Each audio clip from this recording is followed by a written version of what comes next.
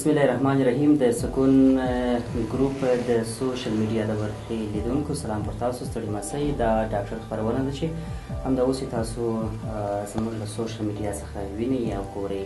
زه وسیع کیم او په نن ډاکټر خپرونه کې موږ سره د ماشومان د داخله ناروغۍ متخصص ډاکټر او همداراز هلمند کې د پوهنتون د طب پوهنځي استاد ډاکټر صاحب عبدالعزیز صافی خپرونه کې راسره دی او نن پر یوه ډېر مهمه موضوع باندې غږیږو. هغه دا چې ولې ماشومان مخکې له وخت څخه پیدا کیږي، دا څنګه حالت دی، او همداراز پر دې باندې هم غږیږو چې که ماشومان مخکې له وخت څخه پیدا کیږي دا ټول یو حالت لري که نه، په دې کې هم ډولونه او ټایپونه موجود اوسېږي. همداراز تاوانونه چې دي، اسباب یې څه دي، مخنیوي لارې چارې او درملنه یې څنګه کولی شو.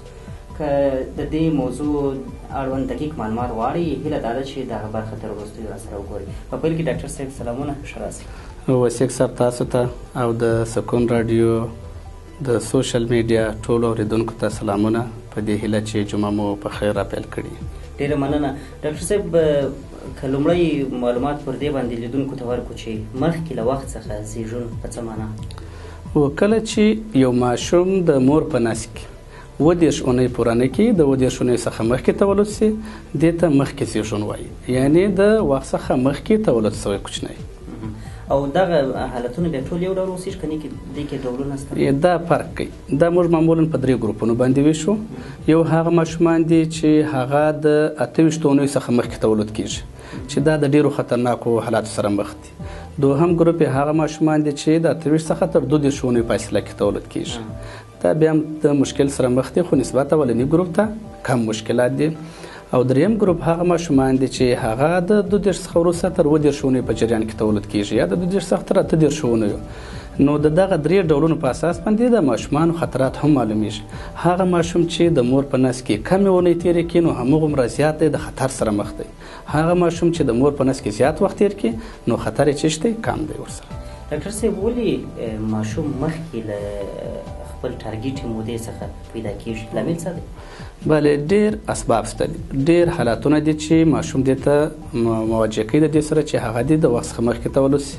هغه مثلا د مور اقتصادي حالات خرابوالی دی، مور روحي تشوشات لري، او یا هم ځینې سیستمیکي ناروغۍ لري، د مختلفو سیستمونو ناروغۍ دي، یا مثلا د بولي سیستم ناروغۍ دي، ویروسونه دي، ټارچ انفیکشنونه دي چې موږ تاسې په مجموع کې دا یادونه کوو ورڅخه.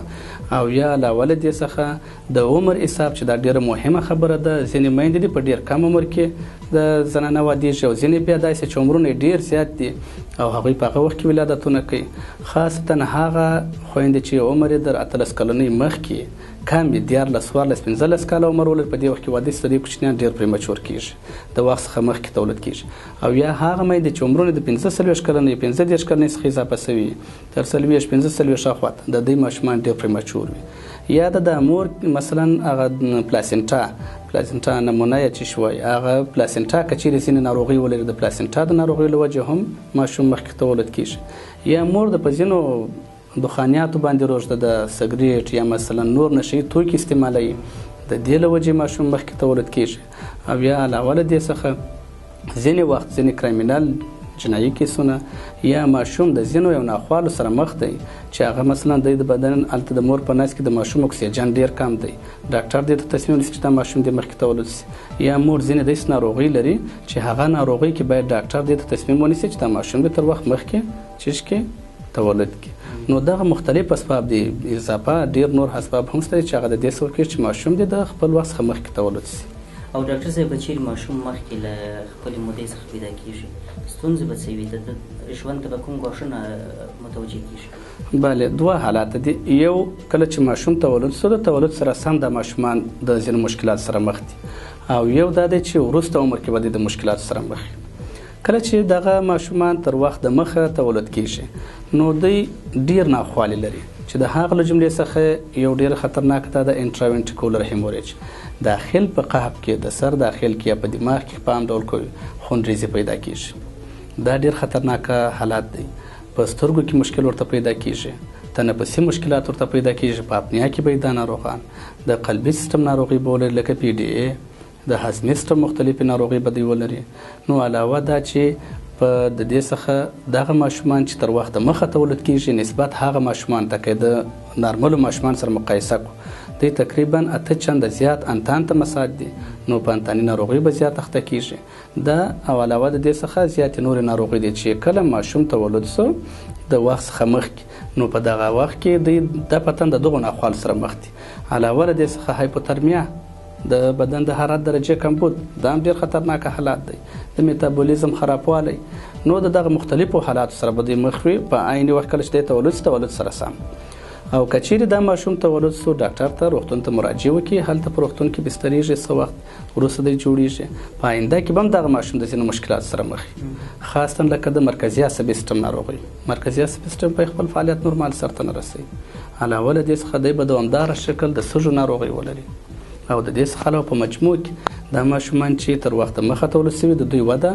دا به ډېره چې شي کمزوري ډاکټر صاحب دا چې دومره خطري حالت دی نو د مخنیوي لپاره څه کول پکار دی تر ټولو هغه اساسي خبرې باید دا وي چې یو مور په کور کې ډېر تر تشویش فشار لاندې نه شي بل دوی په ځینو کورنیو کې که چیرې ووایو بدبختانه داسې یو حالات شته دی چې ماسې یو خبره وکړي دوی بس هغه زنانه ډېرې وهي روحي او فزیکي تروماوې دا دواړه دې سبب کېږي چې ماشوم د وخت مخکې تولد تر وخت یا لکه مخکې مو چې یادونه وکړله کومې ناروغۍ چې دوی لري دغه میندې چې کومې ناروغۍ لري که سیستمیکي که نورې ناروغۍ وي ټولې په مجموع کې باید د هغه دپاره لازم تدابیر ونیسي هغوی تداوي کړي تغذیه ورته سمه کړي خوراکي سیستم ورته برابر کړي نو په نتیجه کې به ماشوم تر وخته مخه نه زیږېږي او وروستیو کې ډاکټر صاحب آیا دغه حالت کومه درملنه لري که چیرې ماشوم تولد سي د تولد سره سم د ماشوم د عمر د ماشوم د وزن مطابق دوی ته موږ تغذیه شروع کوو که ماشوم خوراک کولی سي تولد سره سم د مور شیدې ورکوو که د